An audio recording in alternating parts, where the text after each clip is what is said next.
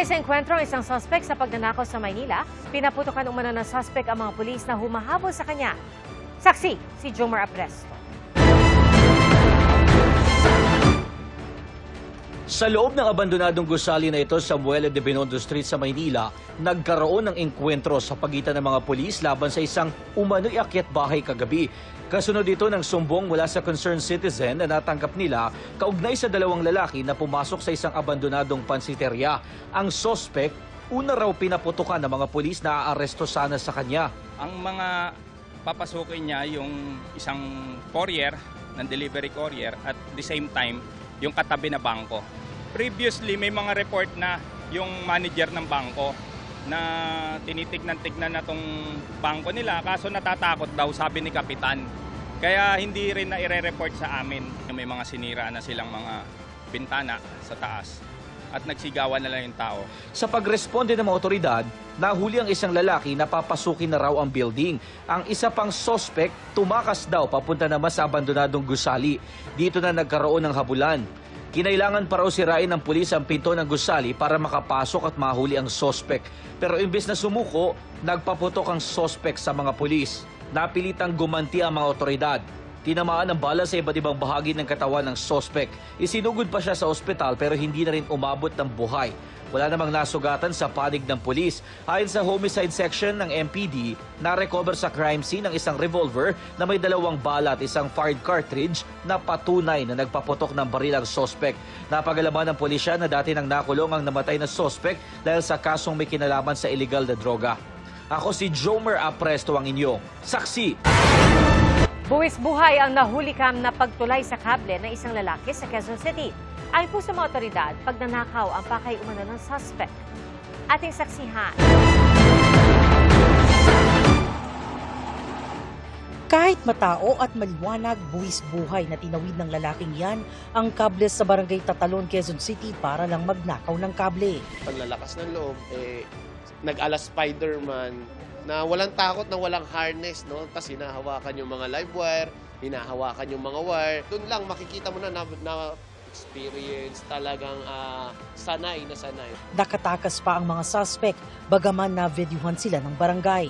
Nahuli rin sila ng Galas Police Station, Quezon City Police District sa follow-up operation. Sinusunog nila yung wire, tapos pag nasunog nila, ibebenta nila. Yung plastic na yan, plastic coating na yan, masusunog. Ang matitira dyan sa pag sinunog, yung tanso na mismo, o kaya yung bronze. Yun ang binibenta per kilo. Ayon sa barangay, talagang nasa watchlist na nila ang mga suspect dahil sa pagnanakaw ng mga kable. Bantayan sa buhay ng mismong nagnanakaw na maaring makuryente at banta rin sa buhay ng mga nasa komunidad, lalo kung pagsimulan ng sunog ang pagnanakaw. Pati seguridad ng barangay damay. Not only naaapektuhan yung mga linya ng kuryente sa barangay, nadadamay nga din po yung mga wire ng CCTV namin. Gayunman, pinakawalan din sila ng mga pulis kalaunan. Nag-reach out kami, pero wala naman pong lumutang na complainant. Ano sabi nila? Parang hindi sila interesado. Ako si Jamie Santos, ang inyong saksi. Tila nabalot ng alikabok ang ilang bahagi ng Metro Manila kaninang hapon. At sinabayan po yan ng malakas na hangin sa ilang bahagi ng Maynila at Pasay. Ayon sa Pag-asa, bandang 2:00 ng hapon, nakapagtala ng tinatawag na gust front. At dahil sa malakas na hangin, natatangay ang alikabok sa lugar kaya nagmumukhang sandstorm. Posible raw itong mangyari kapag may thunderstorm. Kung mapapansin po natin, ito po yung thunderstorm na associated po dun sa nakita nating gust front. So, sa unahan po nung thunderstorm na yun ay may malakas na hangin. Yun po yung tinatawag natin na gust front. Nagdala na lang po tayo ng pwedeng panakip sa ating mga ilong para hindi po natin ma-inhale yung mga harmful na substances.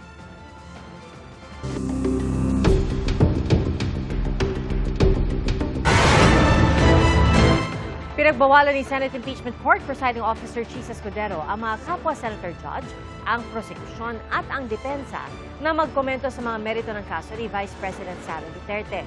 Ang lalabag posibleng patawan ng multa. Saksi si Ian Cruz. Sa pagsisimula ng impeachment trial ni Vice President Sara Duterte, tumayo si Attorney Amando Virgil Ligutan ng prosekusyon para basahin ang kanyang counter-manifestation. Kaugnay yan sa naging manifestation ng depensa noong August 12 ukol sa Facebook post ni Ligutan na tila itinatama ang isa sa mga sinabi ng depensa. Iginiit ni Ligutan na hindi siya namemersonal sa kanyang post at wala raw siyang nilabag. The post is not about you. It's not personal. It is about the law that we all adhere to. Correcting a mistake is never wrong. Doing it while a hearing is ongoing online does not make it not right. But what did I violate?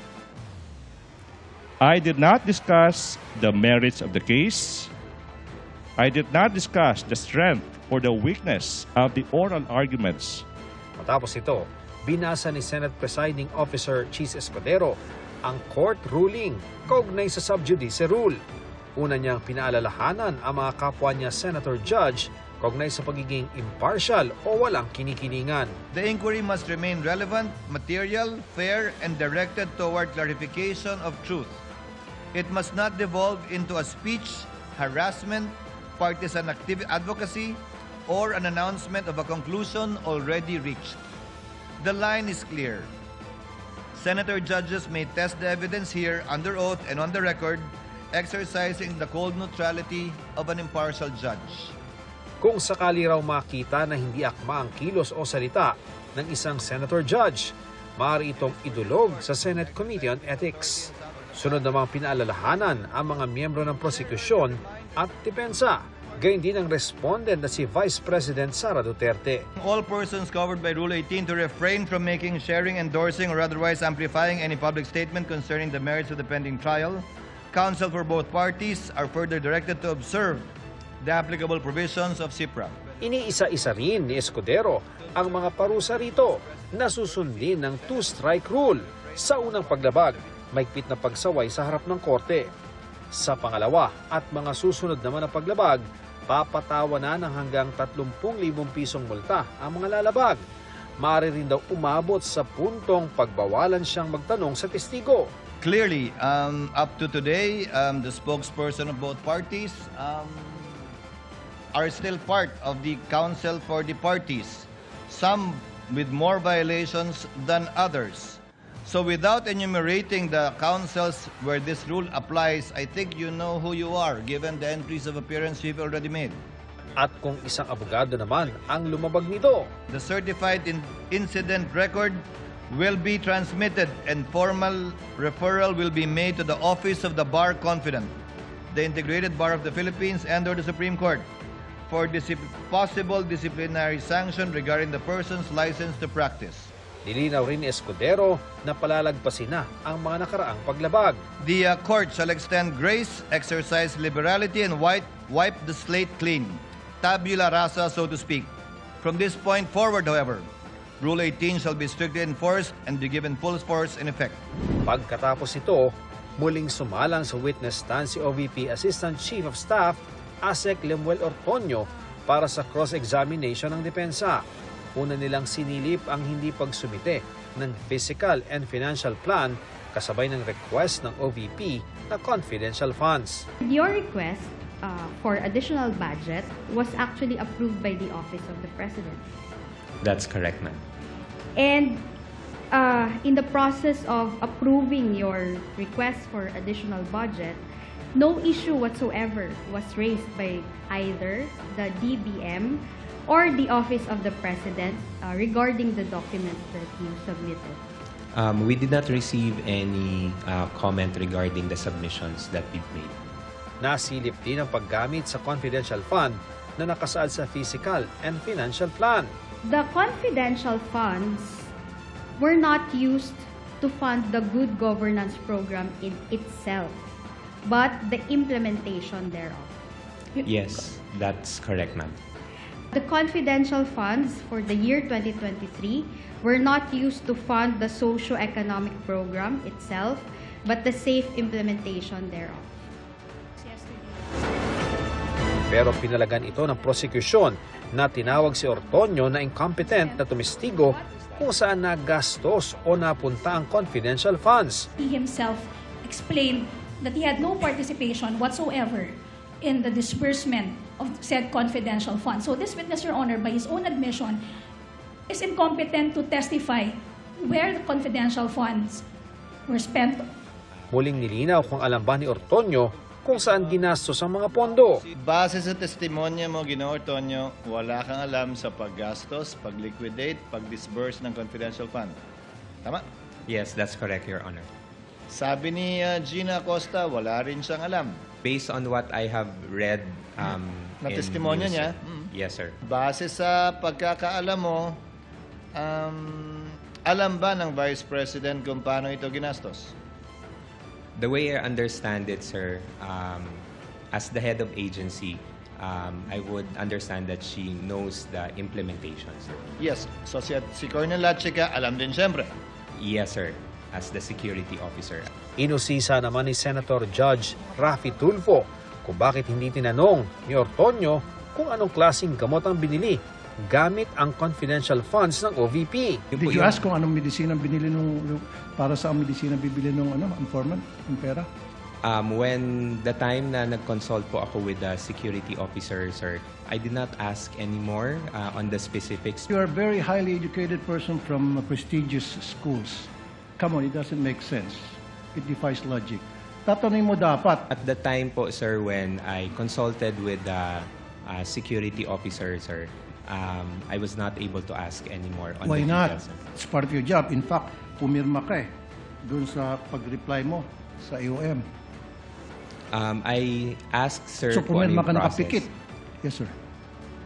No, sir, hindi naman po na nakapikit, sir, because nagtanong naman po ako sa security officer namin, sir, on how it was released or implemented on the ground. Could have asked La Chica and said, La Chica, bakit di tayo pumunta sa DOH, maghingi tayo ng gamot para makalibre, makatipid tayo sa confidential funds? That I cannot answer, sir.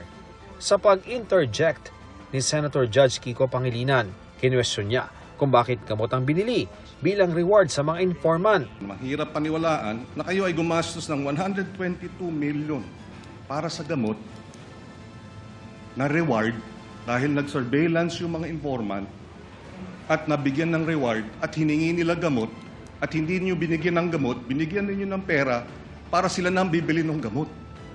May napansin naman si Senator Judge Panfilo Lacson sa Physical and Financial Plan ng OVP Confidential Fund noong 2022 at 2023 na nagkakahalaga ng 500 million pesos. Anya, tila iisa at copy-paste lang ang nakasulat na physical target. Percentage of activities implemented without untoward security-related incidents. Paulit-ulit po ito. Ano pong analysis nyo dyan? These are the activities that will be done, sir. I know. Hindi ba ito insulto sa common sense? Hindi man lang nyo binago ng konti. O ako na mag-describe. I think it's stupid. Sana man lang binago-bago niya ng konti. Sinilip din ang mga di pangkaraniwang pangalan sa acknowledgement receipt na pinirmahan ng mga informant. Minsan ang natanong ng ilang senator judges, baka alias ang mga ito. Ang alias po, anong kahalagahan? I'm not sure of the circumstances surrounding their use of alias. Under the anti-alias law, sir, inaalaw naman po yung paggamit ng alias provided kailangan po nakabanggit din, nakadisclose kung ano yung real name. That should be a non-issue because even them, they never claimed that in any of their pleadings before this honorable court. Kilala niyo po ba kung sino si Marcial Bonifacio? To be candid, Your Honor, I'm not. Sino po? Si Benigno I'm sorry, Aquino Your Honor. Jr. Si Ninoy. Siya mismo may alias. Dahil nabanggit si Ninoy, nag-react si Senator Judge Bam Aquino, pamangkin ng pinaslang na dating senador. Tama po, si Ninoy Aquino po ang kanyang alias ay Marcial Bonifacio para makauwi po siya sa Pilipinas kung nasa Boston siya. Pero wala naman ho siyang confidential funds. Bago magtapos ang cross-examination, hiniling naman ni Senator Judge Mig Zubiri na hingin sa COA ang status ng kanilang findings sa confidential funds. can this court make representation with the COA? If possible, during the duration of this trial, so that we may be guided as judges. Can they make their finding already with finality? The Commission on Audit is an independent constitutional commission, and I doubt if we would be well within our rights to compel them, similar to a mandamus, to act one way or the other. Sa cross-examination naman ng abogado ng bise, ipinunto ni Ortonio na hindi pa naman daw pinal ang notice of disallowance ng COA sa OVP at pwede pa itong iapela. Hindi rin daw umano ginamit ang confidential funds sa mga regular na programa ng OVP. Ako si Ian Cruz, ang inyong saksi.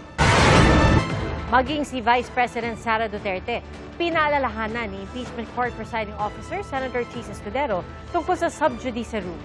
Bago po ilabas ni Escudero ang ruling, naglabas ang Vice Presidente ng pahayag na pumupuna sa ilang katagang ginamit sa paglilitis. Narito ang aking report.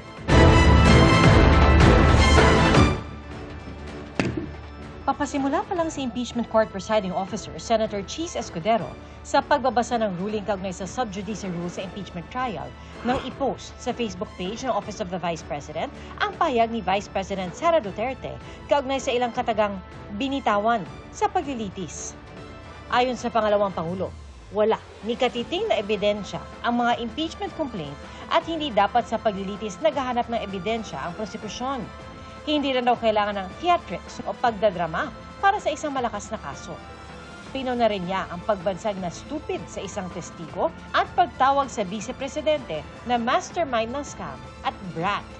Ang pahayag na yan ipinunto ni Lead Prosecutor Jervil Luistro bago matapos ang pagdinig kanina. Ayon kay Escudero, dahil inilabas ang pahayag noong babasahin pa lang ang ruling, hindi pa ito sakop ng pagbabawal. Pero dapat anya ipaalala ng depensa sa kanilang kliyente na posibleng may isagawang mahakbang kung lalabag siya sa sub judice rule sa hinaharap. Because henceforth, again, given the prospectivity of the ruling, the necessary actions will be taken against her not only by the court, but also, given that she's a lawyer, via what the presiding officer earlier mentioned in relation to CIPRA and in relation to the Office of the Bar Confidant.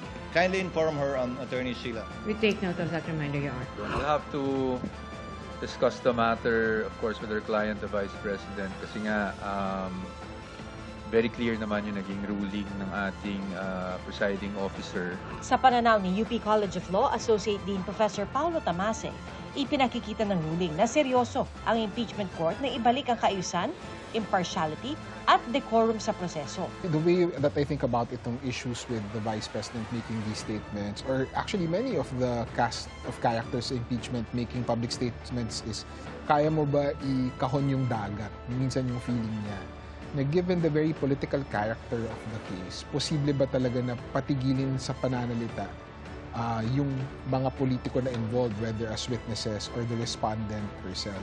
But in any case, I think yung objective ni Senate Presiding Officer Escudero is to restore some order and civility doon sa proseso, to ensure na yung ebidensya yung mananaig and na hindi yung parties ay naghahanap ng kakampi basically outside. Very important to note na yung ruling niya, ang cover dito, hindi lang the prosecutors, hindi lang the defense counsel, pati respondent and the senator judges. Alam natin na seryoso siya kasi nagsimula siya sa senator judges. Diba? Yung pag-request na parang iwasan yung unparliamentary remarks ng mga senador, yung lawyers, both for the defense and the prosecution, pinaalalahanan sila today.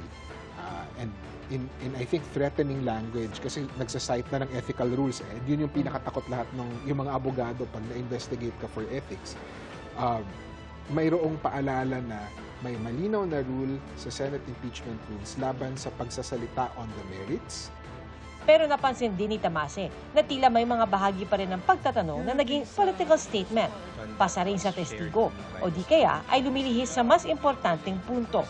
So hindi natin alam kung hindi lang ba nakinig yung mga other senators during the reading of Senator Escudero's order, or if mayroon talagang pushback against them.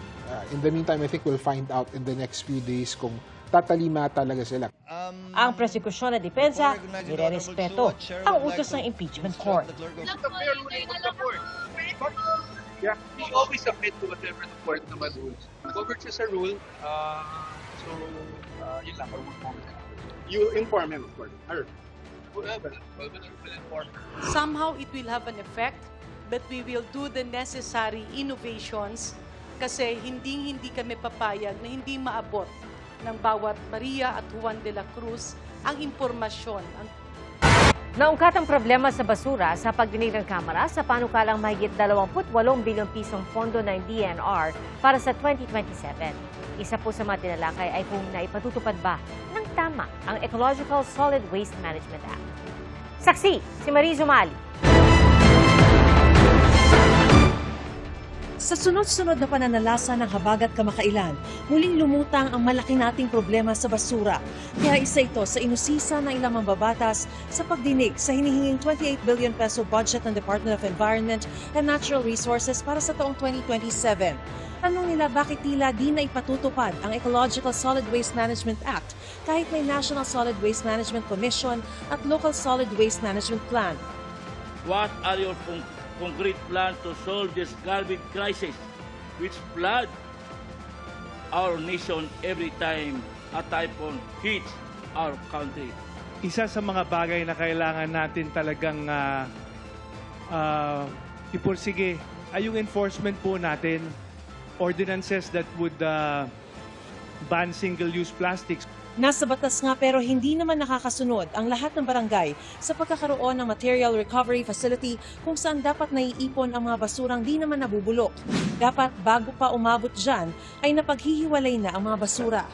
Base sa Republic Act No. 9152 o National Environmental Awareness and Education Act, itinataguyod ang pagpapalaganap ng kaalaman at kamalayan sa pangangalaga ng kapaligiran. Layo nitong isama sa edukasyon at mga programa ng pamahalaan ang tamang pagtatapon ng basura. May 92% naman ang compliance sa solid waste management pero bakit tuloy pa rin ang pagbaha?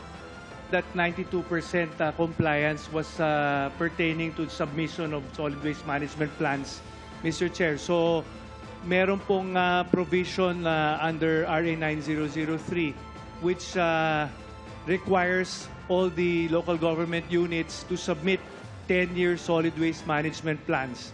Ibig sabihin may plano na lang pero hamon pa rin ang pagpapatupad sa mga plano. Ang dapat pong napupunta sa ating mga sanitary landfills ay residual waste lang po.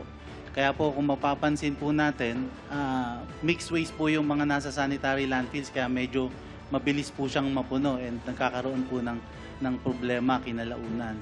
Napunatuloy na walang silbi ang pagtuturo sa mga tao na mag-segregate kung walang maayos na sistema o partner na mangongolekta at hahanap ng gagamit sa mga recyclables. Bago mag-adjourn, inaprubahan sa committee level ang proposed na mahigit 28 billion pesos bukod pa sa karagdagang 556 million na hiling na budget ng DNR. Ako, si Mariz Umali ang inyong saksi. Hindi na lang basta heavy rainfall warning ang maaaring ibigay sa panibagong programa ng Pag-asa. Sa impact-based forecasting, maaari na rin makita ang espesipikong epekto sa komunidad gaya po ng pagbaha at epekto sa kalusugan. Saksi, si Jamie Santos. Uulan ba o aaraw? Nakabantay ang Pag-asa at maya-mayang naglalabas ng mga abiso at babala. Pero kung dati ang pinakapokus ay uri ng hazard o lagay ng panahon gaya ng lakas ng bagyo o dami ng ulan, tindi ng bugso ng hangin o pagiging delikado ng damang init, ngayon, posible na rin makapagbigay sila ng mas espesipikong impact o epekto ng mga ito sa komunidad. Gaya ng kung gaano kalawak ang pagbaha at posibleng dulot nito sa mga bahay at pasilidad, pati sa iba't ibang sektor gaya ng agrikultura, kalusugan at utilities. Posible yan sa panibagong programa ng Pag-asa na impact-based forecasting. So, ang ina-address ng impact-based forecasting ay more of potential impacts na dinudulot ng malalakas ng pag-ulan sa grounds, kagaya nga po ng malawakang pagbaha. May 4 na level ng potential impacts: minimal o green, minor o yellow, significant o orange at severe o red. at hindi pare-pareho sa iba't ibang lugar. Ano yung impacts ng heavy rainfall na to sa health and safety, sa housing and building, sa society and economy, sa transportation. For instance, sa health and safety, pag sinabi nating minimal, that's color green, more of business as usual siya. Pero kung nasa severe or red na IBF or impact-based, most of the health facilities may be affected, severe injuries, permanent disability, and danger to life may be expected. Sa Metro Manila, 2 impact levels ang nakikita ng Pag-asa sa epekto ng posibleng pag-ulan. Significant level ang maaring maranasan ng Caloocan, Maynila, Mandaluyong, Quezon City, San Juan, Marikina, Caloocan, Malabon at Valenzuela. Minor impact naman sa timog na bahagi ng NCR. Pagsapit ng August 29, lalawak na raw ang sakop ng significant level. Kung sakaling maging severe ang impacts, parang kagaya ito nung nangyari nung Friday nung nakaraang linggo, ito na po yung mga malawakang mga pagbaha na nararanasan. Hindi lang ng 1, 2, 3 mga cities, kundi majority of the cities in Metro Manila and even the entire Metro Manila ay nasa na po talaga natin na may mga mararanasan na po tayo mga severe impacts. May babala na rin sila sa posibleng epekto ng ulan sa iba pang lugar. Nasa severe o red category ang ilang lugar sa Bulacan, Nueva Ecija, Pampanga at Tarlac. Orange category sa ilang bahagi ng Bataan, Cavite, Rizal, Zambales, Batangas, Laguna, Bulacan, Nueva Ecija, Pampanga at Tarlac. Dagdag lang ang impact-based forecasting sa tradisyonal na rainfall warning ng Pag-asa. Ako si Jamie Santos, ang inyong saksi. Hindi lang sa sports, umiingay ang pangalan ni Pinay tennis star Alex Ayala. May fashion icon na rin nakapansin sa interes sa fashion ng world number 80. Ating saksihan. Di may kakailang lumili ka ng ingay sa international stage ang Filipino tennis sensation na si Alex Ayala,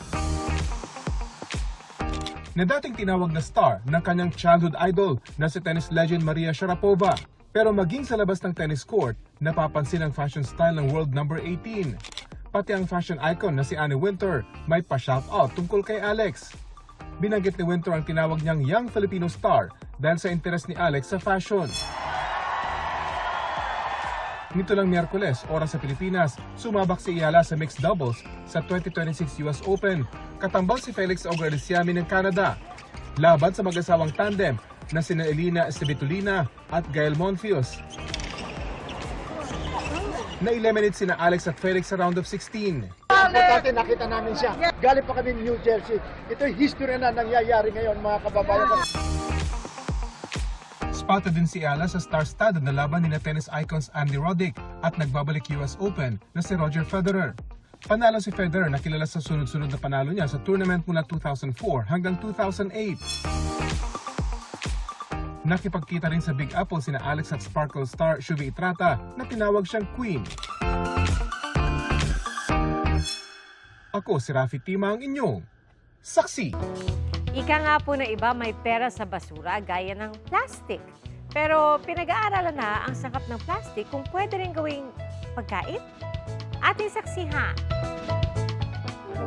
Sandamakmak na ang mga plastic kahit saan ka lumingon.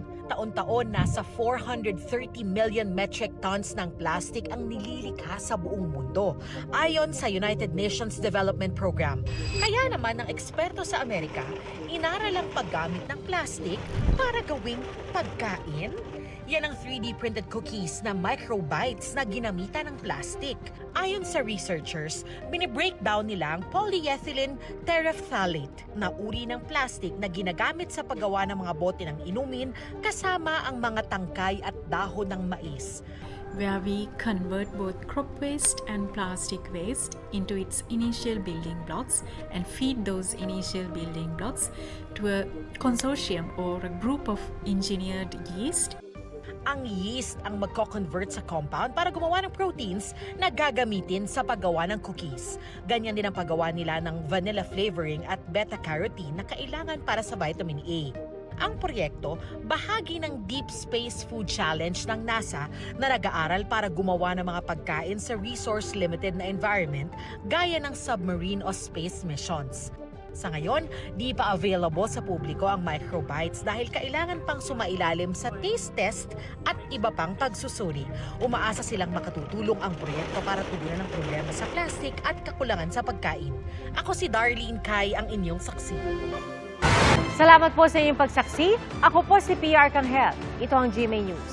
Walang kinikilingan, walang pinoprotektahan. Noon at ngayon, serbisyo.